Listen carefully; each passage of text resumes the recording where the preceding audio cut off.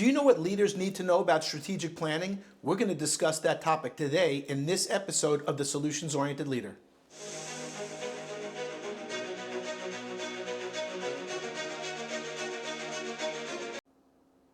Hi, this is Dr. Rick Goodman, leadership expert, keynote speaker, and executive coach. If you like this channel, please subscribe and like the video.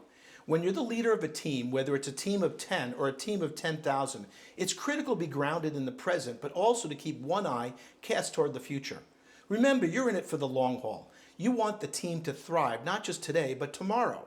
That's what makes strategic planning so important.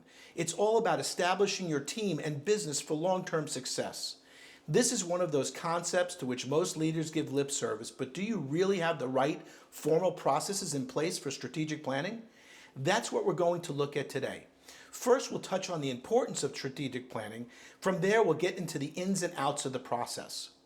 When we talk about strategic planning, what exactly are we talking about?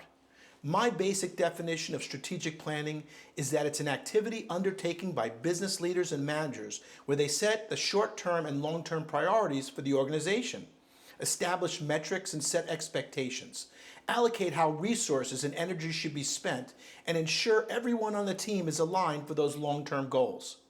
I know it sounds like a lot, and it is, but now we'll break it down to some simple steps so you could see the benefits for yourself. It establishes the big picture.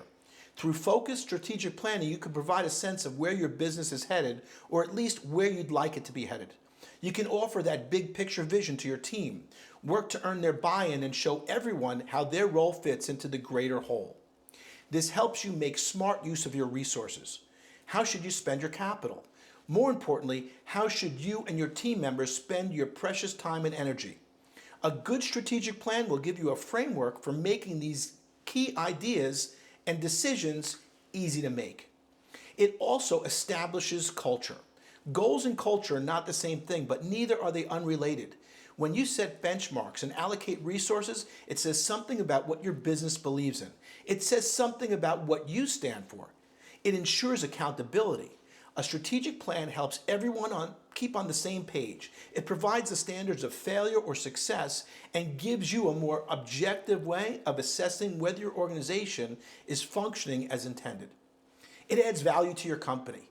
Finally, I'll just note that if you're planning on selling your company, having a strong strategic plan in place can actually make the company more appealing.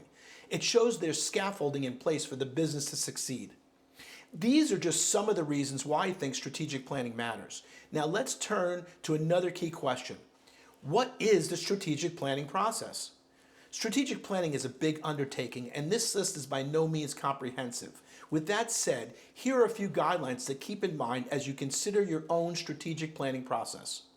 Before you do anything else, it's important to gather input. If you have past strategic planning steps to consult, that's great. Take a look at them and evaluate how well the business did meeting those strategic goals. Employee surveys can be helpful too. And don't hesitate to assemble your key stakeholders, whether in a closed-door meeting or a town hall, and ask for some feedback. Where should the business go next? What should the priorities be? Draft a vision statement. This should be a relatively brief written document that reflects the agreed-upon vision of your company following input from all the key stakeholders.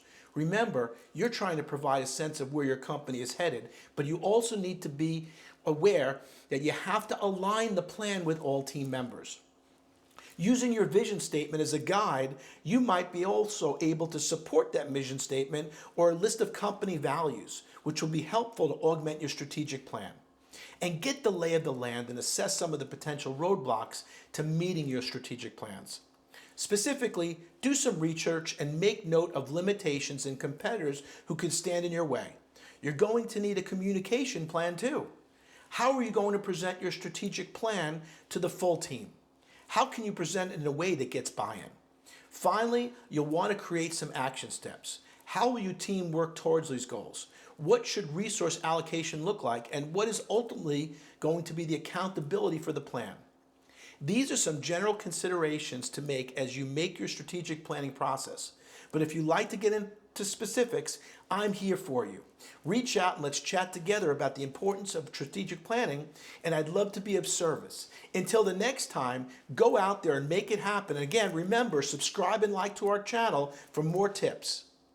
To learn more about solutions-oriented leadership, please visit our website at rickgoodman.com, or feel free to email me at info@rickgoodman.com, and please subscribe to the Solutions-Oriented Leader on iTunes or your favorite podcast app to get your weekly episodes automatically.